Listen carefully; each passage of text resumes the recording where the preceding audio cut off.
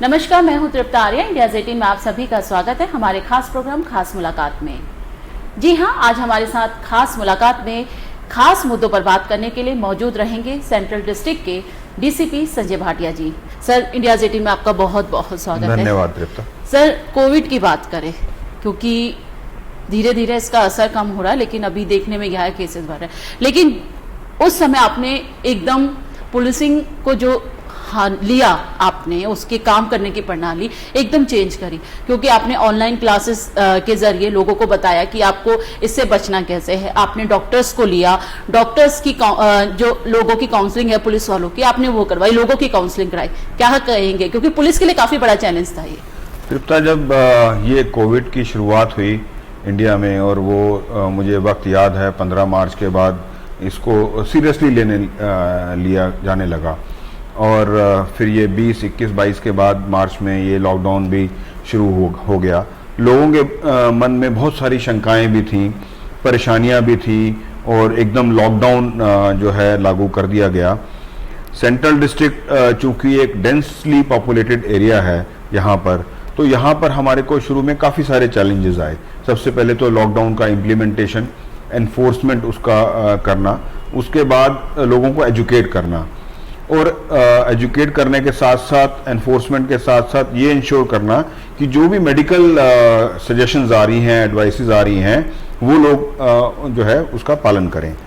तो इसके चलते हमारे जो पुलिसकर्मी थे, वो एनफोर्समेंट कराने के लिए, एजुकेट करने के लिए और मेडिकल एडवाइसेस को लागू करने के लिए फ्रंट रनर पे आ गए बिल्कुल, और वो फ्रंट वॉरियर्स कहलाने लगे।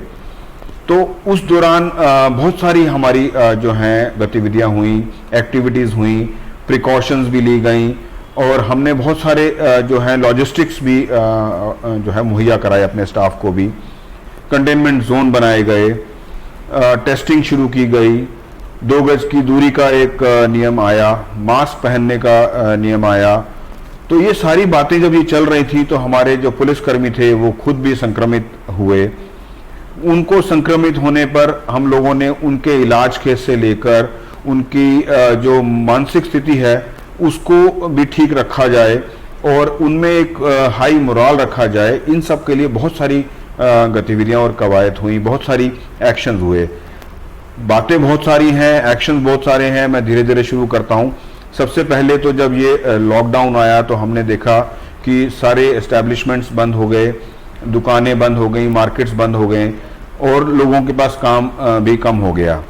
बहुत सारी एक्टिविटीज़, इकोनॉमिक एक्टिविटीज़ में डाउनफॉल आया, तो लोगों के पास काम नहीं रहा, खाने के लिए भी लोग मोहताज हुए, और एक माइग्रेंट्स की समस्या आपको याद होगा शुरू हुई। सेंट्रल डिस्ट्रिक्ट ने सबसे पहले हमारे सीपी साहब के नेतृत्व में जो है उन्होंने हमारे को जो गाइडेंस दी, उन्होंने हमें डायरेक्शंस दी। हमने सबसे पहले तो यहाँ पर एक फूड डिस्ट्रीब्यूशन का काम शुरू किया। वो हम लोगों ने जो हमारे सोर्सेज थे, एनजीओज थे, मंदिर, गुरुद्वारा या बाकी रिलीजियस इंस्टीट्यूशंस थे या गुड सैमरिटन्स से, उनसे फूड की सोर्सिंग करके, फूड पैकेट्स की, ड्राई राशन की सोर्सिंग करके जो नीडी एरियाज थे या नीडी लोग थे, परिवार थे, वहाँ तक हमने पहुँचाने का काम शुरू किया। हमने अपने लॉजिस्टिक्स को भी यूज़ किया, पैराफर्नेलिया भी यूज़ किया, और एक संगम कराया जहाँ जरूरत थी, जहाँ पर डिमांड थी और जहाँ पर सप्लाई थी। तो उससे हमें ये फ़ायदा हुआ कि जो आदमी या जो इस सेंट्रल डिस्ट्रिक्ट में लोग रहने वाले थे, कि किसी को भी भूख से या खाने की कमी के कारण से कोई परेशानी ना हो। तो हमारा वो बहुत बड़ा कामयाब एक तरह का एक्शन रहा। एक पूरा फिनोमिना जो था ये लोगों को खाना खिलाने का, वहाँ से स्टार्ट होकर सबसे पहले सेंट्रल डिस्ट्रिक्ट स्टार्ट होकर एक ये तरह का मूवमेंट बन गया, और आपने देखा कि पूरे देश में ही ये मूवमेंट बाद में बन गया। सेंट्रल डिस्ट्रिक्ट में सबसे पहले हम लोगों ने शुरू किया था, बाद में एक अच्छी मूवमेंट में हम लोगों ने देखा कि पूरे दिल्ली में ही और देश में ही सब जगह नीडीज़ को लोगों ने खाना प्रोवाइड कराया। सर सेंट्रल डिस्ट्रिक्ट की बात करते हैं, यहाँ पे कई ऐसे इलाके हैं जहाँ पे बहुत छोटी छोटी और तंग गलियाँ हैं। पुलिस को कितनी दिक्कत हुई, क्योंकि कोविड फैला हुआ था, डर था, अपने आप को भी बचाना था, पुलिस महकमे को भी अपना ध्यान रखना था, पुलिसिंग को सुचारू रूप से काम करना था। लेकिन पुलिस का एक नया रूप जो दोस्ती का, दिल्ली पुलिस दिल की पुलिस, मैं बार बार हर पुलिस से ये पूछती हूँ कि दिल्ली पुलिस दिल की पुलिस का स्लोगन चेंज हुआ, क्या कहेंगे? वाकई में ही काबिले तारीफ है कि दिल्ली पुलिस ने दिल से काम किया। ये बिल्कुल, ये स्लोगन हमारे सीपी साहब ने दिया, दिल्ली दिल की पुलिस, और ये सिद्ध हुआ, साबित हुआ, क्योंकि दिल्ली पुलिस ने इस पूरी महामारी के टाइम पर कंधे से कंधा मिलाकर बाकी फ्रंट वॉरियर्स के साथ, जो डॉक्टर्स थे, पैरामेडिक्स थे, काम किया। और खासकर जो तंग गलियां, जो कंजेस्टेड इलाके हैं जो आप बता रहे हैं, जहां पर कंटेनमेंट जोन बनाए गए, वहां हमने बैरिकेडिंग की, हमने स्टाफ लगाया, स्टाफ को पीपी किट दिए, मास्क दिए, सैनिटाइजर्स दिए, हमने जो है सीसीटीवी कैमरास लगाए, अनाउंसमेंट की, पोस्टर्स लगवाए, सोशल मीडिया के थ्रू लोगों को एजुकेट किया, और ये इंश्योर किया कि जितनी भी सजेशंस हैं, एडवाइसेस हैं, मेडिकल एडवाइसेस हैं, या दूसरी जो सरकार की तरफ से गाइडलाइंस आ रही हैं, उन लोगों उस सब गाइडलाइंस का पालन किया जाए। कंजेस्टेड इलाकों में हम लोगों ने स्टैगरिंग टाइमिंग्स की कि दुकानें जो हैं वो स्टैगर टाइम पे खुलें। असेंशियल आइटम्स की सप्लाई एक बहुत बड़ी जो है हमारे लिए एक चैलेंज था। असेंशियल आइटम्स की सप्लाई लोगों तक पहुंचे, पूरी की पूरी चेन जो है वो बरकरार रहे। जहां पर ये असेंशियल आइटम्स, दालें हैं, आटा है, अनाज है, बाकी और मेडिकल जो है वो चीज़ें हैं, उन लोगों की सप्लाई जहां सोर्स बन रहा है, फैक्ट्री में तैयार हो रहा है, वहां से लेकर ट्रांसपोर्टेशन से लेकर आगे रिटेलिंग तक वो पूरी चेन कहीं भी ना टूटे। लॉकडाउन था, चीज़ें बंद होने का खतरा था, ट्रांसपोर्ट जो है कमर्शियल व्हीकल पे भी अंकुश लगे हुए थे। लेकिन दिल्ली पुलिस ने, खासकर सेंट्रल डिस्ट्रिक्ट की पुलिस ने ये इंश्योर किया कि जो कंजेस्टेड इलाके हैं, लोग घर से बाहर ना निकलें, सेल्फ आइसोलेशन या सेल्फ डिसिप्लिन में रहें, लॉकडाउन के नियमों का पालन करें। बहुत ज़रूरी जब तक ना हो, असेंशियल आइटम्स ना लेनी हो, या कोई मेडिकल की कोई चीज़ लेनी हो, कोई दवाई लेनी हो, या कोई इमरजेंसी हो, दूसरी इमरजेंसी, सुख दुख की इमरजेंसी भी होती है, तभी वो बाहर निकलें। तो इन सारी चीज़ों को इंश्योर करने के लिए दिल्ली पुलिस ने दिन रात मेहनत करी, सप्लाई चेन को नहीं टूटने दिया, एसेंशियल आइटम्स मुहैया कराई गई, एसेंशियल आइटम्स के दुकानें उनको अलाउ किया गया, टाइमिंग्स को स्टैगर किया गया, ट्रांसपोर्टेशन को अलाउ किया गया, बैरिकेडिंग की गई।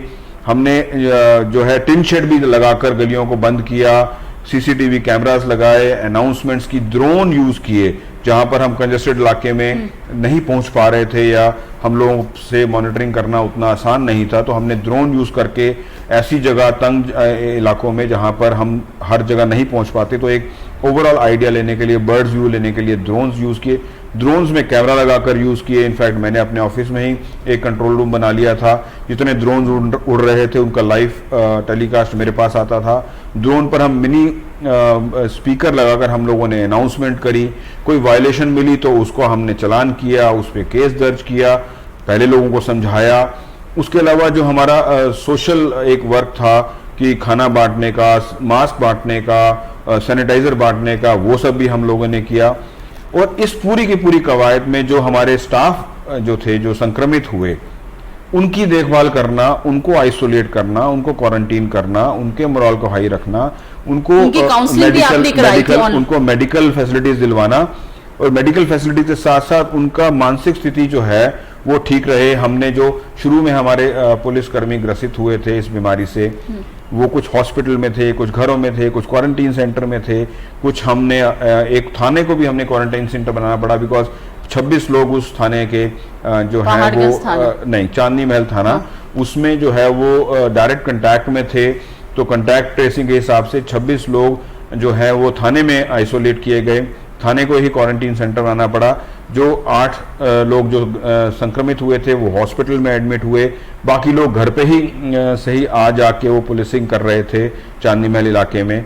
तो इस दौरान हमने देखा कि जो है कुछ स्टाफ के दिमाग में शंकाएं आ रही थी, थोड़ी परेशानियां थी, मानसिकता उनकी थोड़ी सी लो हो रही थी, तो हमने काउंसलिंग सेशंस कराए, वेबिनार्स कराए, डॉक्टर्स से हमने मदद ली, और काउंसलिंग सेशंस में हमने साइको थेरेपिस्ट को, साइकोलॉजिस्ट को ऑन बोर्ड लिया, और अलग से कोविड सेल बना, और सेंट्रल डिस्ट्रिक्ट का भी अलग से सेल बना। हमने एक एसीपी को नियुक्त किया, एसीपी CW सेल, जो डेली इन स्टाफ के घर वालों से भी बात करती थी। एक लेडी एसीपी को हमने चुना, वो उनको ढांढस बढ़ाती थी, उनसे उनका मोराल हाई रखने की कोशिश करती थी, और किसी को भी किसी चीज़ की ज़रूरत थी वो भी हम लोगों ने प्रोवाइड करने की कोशिश करी। कोई किसी को लॉजिस्टिक सपोर्ट चाहिए, किसी को एडमिनिस्ट्रेटिव सपोर्ट चाहिए, किसी के बच्चा और पत्नी किसी दूसरे इलाके में अगर हॉस्पिटल में एडमिट हुआ कोरोना से ग्रसित होकर, वहाँ भी हमने एडमिनिस्ट्रेटिव मदद कराने की कोशिश करी।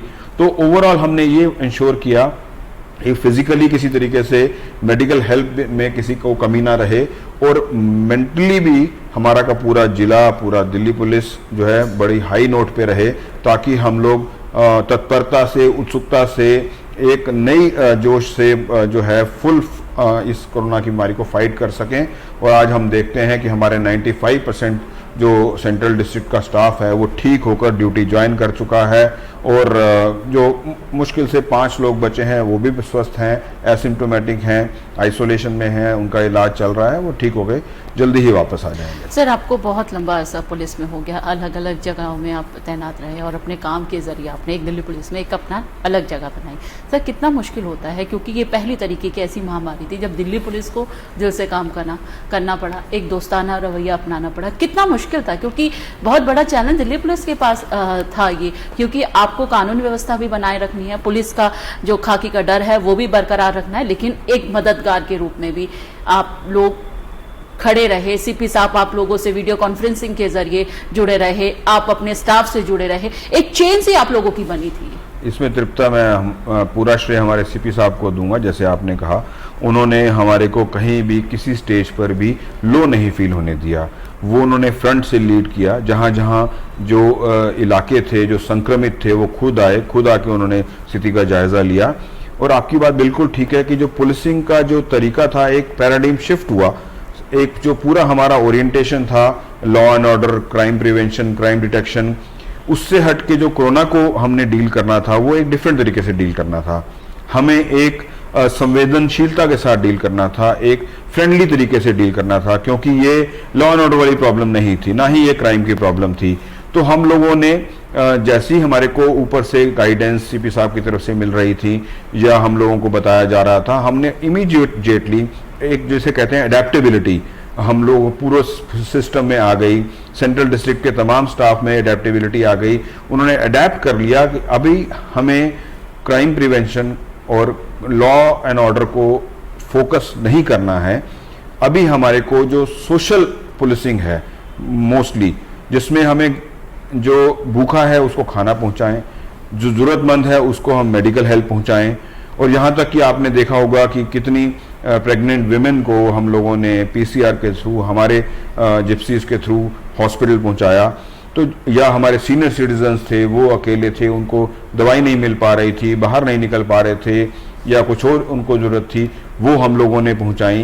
तो हर जगह पर जहां ये पूरा का पूरा एक पैराडाइम शिफ्ट जो है crime prevention, detection, law and order से सोशल पुलिसिंग की तरफ चला गया, और तभी दिल्ली पुलिस का नाम भी हमारे को मिला। बहुत सराहना की हमारे काम की। हम लोगों ने यहाँ तक जो 4th लेवल ऑफ जो एम्प्लॉयज़ हैं इस पूरे सिस्टम में, जो हमारे सफाई कर्मचारी हैं, हमने उनको भी ऑनर किया। आपने देखा होगा एक हमने फंक्शन किया था जिसमें हमने तमाम सफाई कर्मचारी जो सड़कें साफ कर रहे हैं, गलियां साफ कर रहे हैं, हॉस्पिटल में सफाई कर रहे हैं, तो उस पूरे एक जो कोरोना वॉरियर के जो फैक्शन को हमने उनको भी बुलाकर उनको किट्स दी, ऑनर किया, उनका सम्मान किया, क्योंकि वो अनसंग हीरोज की तरह चुपचाप आप देख रहे थे कि कोरोना की महामारी जब चल रही है तो सड़कें हमेशा साफ मिल रही थी, गलियां साफ मिल रही थी, आपको हॉस्पिटल की सफाई हो रही थी, वेस्ट मैनेजमेंट हमारा ठीक चल रहा था। तो उन लोगों को भी हमने ऑनर किया, डॉक्टर्स को ऑनर सबने किया, हमने भी डॉक्टर्स को ऑनर किया। तो इस तरीके से हम लोगों ने कोशिश की कि ये जो सोशल पुलिसिंग में जो है हमारे तरफ से कोई कमी ना रहे, और आपने देखा भी, सबने सराहा भी, मीडिया ने, और इंटरनेशनल मीडिया हो चाहे नेशनल मीडिया हो चाहे कोई और क्वार्टर हो, सब जगह से बहुत वाहवाही और प्रशंसा दिल्ली पुलिस को मिली और सच में ये दिल की पुलिस बन गई। संजय सर, अब थोड़ा बैक में जाते हैं। एक सवाल है जो हर कोई जानना चाहता है, क्योंकि हमारा जो ये प्रोग्राम है कहीं ना कहीं प्रेरणा भी लोगों को देता है। आपका दिल्ली पुलिस में आना कैसे हुआ? किस तरीके से संजय सर ने दिल्ली पुलिस की सीढ़ियां चढ़ी और फिर इतना कामयाबी का जो नाम है वो चढ़ते जा रहा है?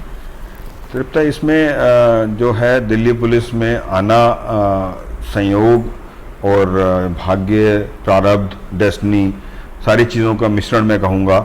एक मन की इच्छा भी होती है। हम जब सिविल सर्विसेज का एग्ज़ाम देते हैं उसमें जो दिल्ली पुलिस की जो डीएनपी की सर्विस हम लोगों ने चूज़ की, मेरा रैंक बहुत अच्छा था, लेकिन मैंने प्रायोरिटी में इस सर्विस को रखा हुआ था क्योंकि मैं चाहता था, मैं शुरू से स्पोर्ट्समैन रहा हूँ और खूब स्पोर्ट्स में इन्वॉल्व रखा है अपने आप को, और फिज़िकल एक्टिविटीज़ मुझे पसंद थी। तो मेरा मन था कि मैं पुलिस की वर्दी पहनूं और पुलिस में आकर जो है समाज की सेवा करूं। एक हमारे जेनेटिक जिसे कह सकते हैं कि हमारे पुराने जो घर में लोग थे, फादर या फोर फादर, वो भी समाज से जुड़े रहे, सोशल वर्क करते रहे और उन्होंने अपना एक नाम कमाया समाज में। तो एक जेनेटिक था, एक परवरिश का एक जिसे कह सकते हैं अफेक्ट था, और एक मन में इच्छा थी कि एक फिजिकल एक्टिविटी वाला काम हो जिसमें हम लोग समाज की सेवा कर सकें।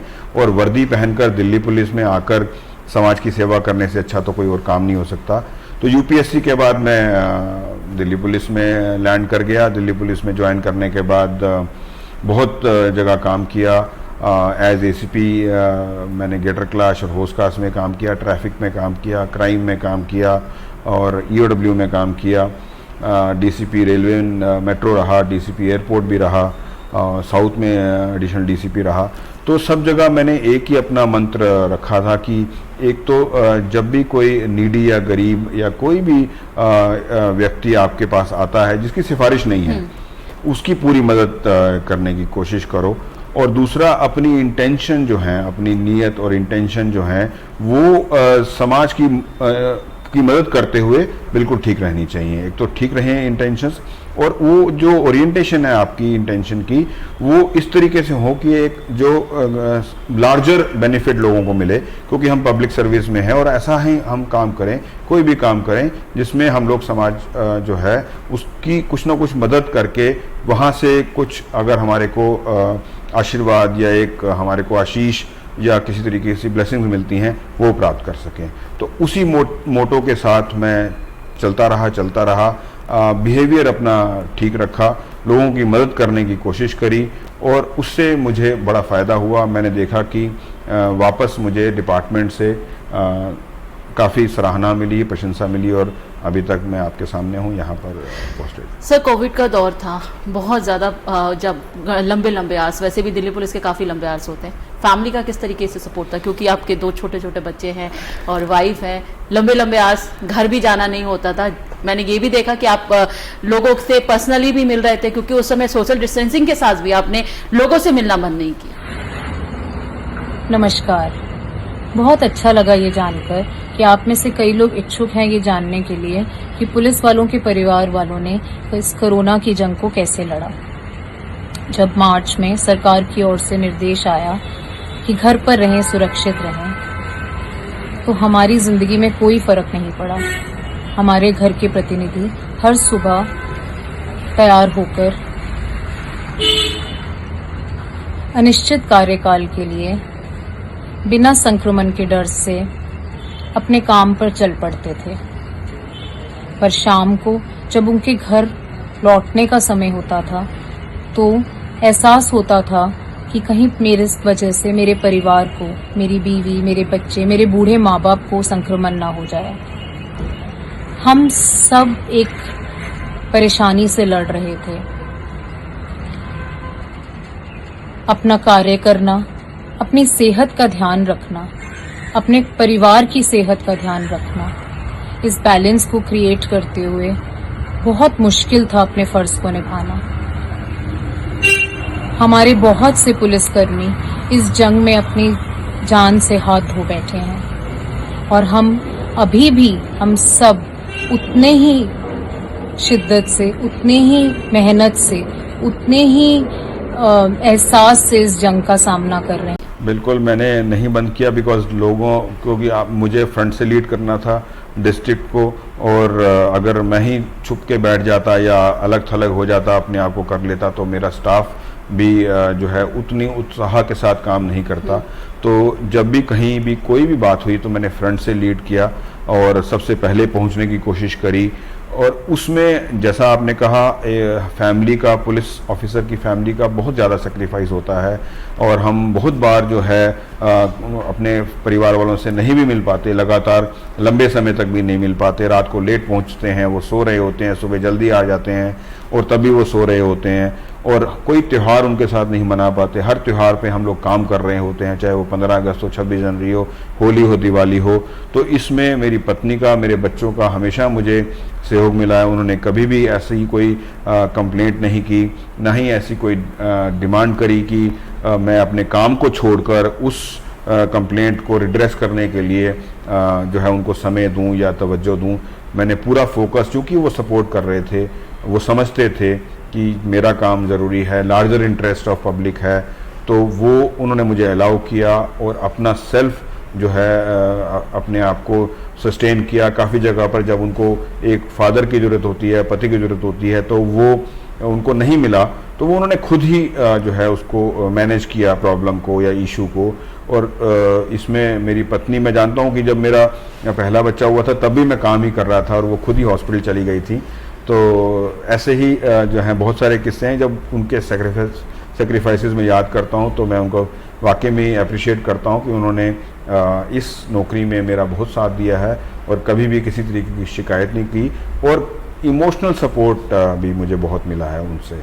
तो ऑलवेज़ मुझे बैकअप किया है कोई भी अच्छा काम के लिए। जब भी जो है मैं कहता हूँ कि मैं आज ये कुछ प्रॉब्लम है या किसी क्राइम के डिटेक्शन में लगा हूँ या मैं आज लेट आऊँगा, तो उन्होंने कभी जो है वो आईब्रोज फ्राउन नहीं किए जिसे कहते हैं, और कभी भी शिकायत नहीं की या डिमांड नहीं की। तो उनका सपोर्ट बहुत रहा है। सर ये कोविड हो गया, नहीं तो मैम से जरूर बात करते हैं, इस बारे में पूछते भी सर, क्योंकि डिस्टेंस भी आपको रखना था, पूरी प्रिकॉशन भी रखनी थी, तो फैमिली के साथ आपने क्या क्या प्रिकॉशन लिए, किस तरीके से मैनेज किया? क्योंकि आपने कहा कि हस्बैंड का भी रोल आपको निभाना है और पापा का भी, और यहाँ पर पूरे डिस्ट्रिक्ट को हेड करना है।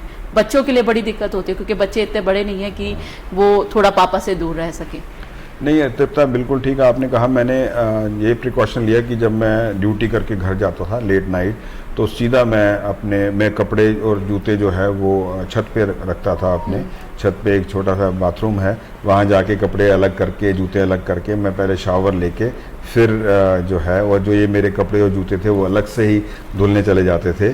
तो अपने आप को मैं तकरीबन पूरा सैनिटाइज करके जिसे कहते हैं, फिर जाके जो है मैं फर्स्ट फ्लोर पे रहता हूँ, वहाँ जाके उनसे मिलता था। तो जाने से पहले मैं फ़ोन कर देता कि मैं पहुँचने वाला हूँ, और जूते में बाहर ही उतार के, चप्पल पहनकर छत पे जाकर कपड़े चेंज करके, नहा के, then I would go down and meet them. तो ये मैंने प्रिकॉशन रखा और इंश्योर किया कि मेरे कारण उनको कोई परेशानी ना हो।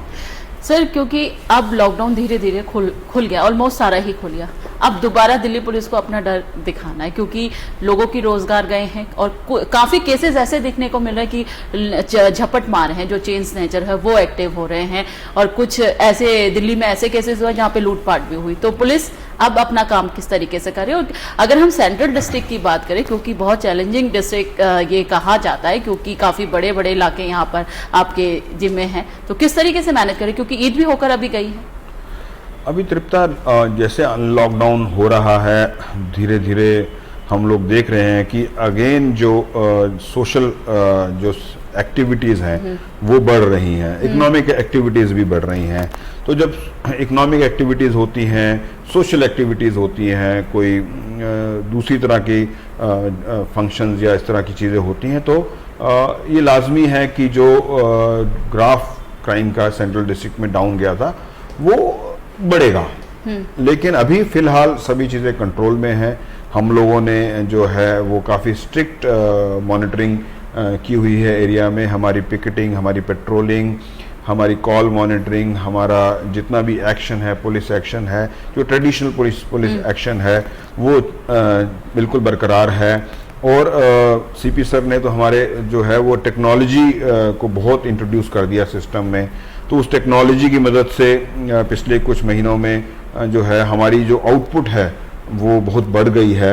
और एज सच आप देखेंगे कि एरिया में कहीं भी किसी तरीके का सेंस ऑफ फियर नहीं है, कहीं भी ऐसा कोई कि बहुत ज़्यादा केस जो हैं कुछ स्ट्रीट क्राइम के दिखाई दे रहे हों, या आप भी न्यूज़पेपर पढ़ती हैं और सोशल मीडिया पे देखती होंगी। तो अभी चीज़ें बहुत कंट्रोल में हैं और मेरे हिसाब से it's pretty peaceful and completely under control. Sir, आज प्लाज्मा थेरेपी का यहाँ पे एक इनोग्रेशन किया गया था, क्या था पूरा मामला? इसमें जब ये कोरोना का दौर आया और LNJP हॉस्पिटल को देश का सबसे बड़ा कोविड हॉस्पिटल बनाया गया और डॉक्टर्स ने और हॉस्पिटल ने पूरे समाज की और उस समाज में पुलिस की भी मदद करी, तो हमने सोचा we must reciprocate and give it back to the system. तो डॉक्टर सुरेश जो मेडिकल डायरेक्टर हैं LNJP के, उनसे बात हुई, हमारे CP साहब ने जो है इसको अप्रूव किया और आज हमने प्लाज्मा डोनेशन कैंपेन की शुरुआत की है, जिसके तहत हम लोग जो पुलिसकर्मी पीड़ित हो गए थे कोरोना से और फिर रिकवर कर गए हैं, वॉरियर से विनर बन गए हैं, तो हमारी बॉडीज़ में एंटीबॉडीज़ डेवलप हो गई हैं, तो वो हमारा अब टाइम है कि हम लोग प्लाज्मा डोनेट कर सकते हैं। तो आज उसकी शुरुआत की गई और जो है फर्स्ट डे था और तकरीबन 150 से ज़्यादा पुलिसकर्मी जो तमाम दिल्ली पुलिस से यहाँ आए थे, सभी यूनिट्स और डिस्ट्रिक्ट से, उन लोगों ने रजिस्टर किया है। कुछ लोगों की टेस्टिंग कल हो गई थी, उसमें से कुछ लोग एलिजिबल मिले, आज से शुरू हो गया है। करीबन 30-40 लोग तो एलिजिबल होके आज से उन्होंने प्रोसेस शुरू कर दिया प्लाज्मा डोनेशन का। मुझे लगता है कि 200 से ऊपर हमारा ये आंकड़ा जाएगा, हम 200 से ऊपर प्लाज्मा डोनेशन करेंगे LNJP को। सर, काफ़ी लोग आपको सुन रहे हैं, सबसे पहले अपने डिस्ट्रिक्ट के लोगों को और दिल्ली पुलिस के उन सिपाहियों को जो दिन रात लोगों की सेवा पे लगे और देशवासियों को एक मैसेज जरूर दीजिए। मैं central district DCP Sanjay Bhatia अपनी तरफ से अपने सेंट्रल डिस्ट्रिक्ट के स्टाफ को, खासकर हमारे सेंट्रल डिस्ट्रिक्ट के पुलिस कर्मियों को बहुत बहुत शाबाशी देता हूं और बहुत धन्यवाद देता हूं कि इस मुश्किल समय में आप सभी ने जो है हमारी साथ कंधा से कंधा मिलाकर अपने परिवार के और अपनी प्रॉब्लम्स को छोड़कर इतनी सारी सेक्रीफाइस करके लगातार 4-5 महीने आप लोगों ने काम किया है, बहुत अच्छे तरीके से इस महामारी के प्रकोप को निकाला है और हम लोग अब जीत की कगार पे हैं। मुश्किल घड़ियां आई, मुश्किल समय आया, अरेंजमेंट्स भी आए, 15 अगस्त या उस तरह के दूसरे अरेंजमेंट्स भी आए, वो भी हमने पीसफुली निकाले। तो मैं सेंट्रल डिस्ट्रिक्ट की तमाम पुलिस स्टाफ से और दिल्ली पुलिस के भी तमाम पुलिस स्टाफ से एक बार फिर ये जो है अप्रिशिएट करते हुए ताकीद करूँगा, एडवाइस करूँगा कि इसी तरीके से हमें निरंतर समाज की सेवा में लगे रहना है। साथ साथ मैं सेंट्रल डिस्ट्रिक्ट की जनता और दिल्ली की जनता को भी ये धन्यवाद दूंगा कि उन्होंने भी बहुत साथ दिया। जो भी एडवाइस आई, मेडिकल एडवाइस या एडमिनिस्ट्रेटिव एडवाइस, उसका उन्होंने सेल्फ डिसिप्लिन में रहते हुए पालन किया और तभी जो है आपस के मेल जोल से हम लोग आज एक दिल्ली मॉडल के रूप में खड़े हैं। दिल्ली मॉडल एक कामयाब मॉडल है और कोरोना के इस मॉडल को रेप्लिकेट किया जा रहा है। लोगों बाकी शहरों में भी इस मॉडल के बारे में पूछताछ की जा रही है और तमाम देश की जनता को भी मैं यही कहूँगा कि let us fight together and be a winner. जय हिंद। सर, इंडियाज़ 18 से बात करने के लिए बहुत बहुत धन्यवाद। हमारे साथ मौजूद रहे दिल्ली के सेंट्रल DCP संजय भाटिया जी, जिन्होंने हमारे साथ बात करी उस समय की जब दिल्ली पुलिस दिल की पुलिस बनकर निकल कर आई, लोगों की मददगार के रूप में एक नया रूप दिल्ली पुलिस ने लिया। अब क्योंकि लॉकडाउन खत्म हो गया है, लोग धीरे धीरे अपनी जो दिनचर्या है उस पर आगे बढ़ रहे हैं। अब पुलिसिंग का भी नया चैलेंज शुरू हो चुका है, लेकिन जैसे कि सर ने कहा कि दिल्ली पुलिस हर चैलेंज के लिए तैयार है। आज के लिए बस इतना ही, लेकिन आप सब जुड़े रहिए इंडियाज़ 18 के साथ। नमस्कार।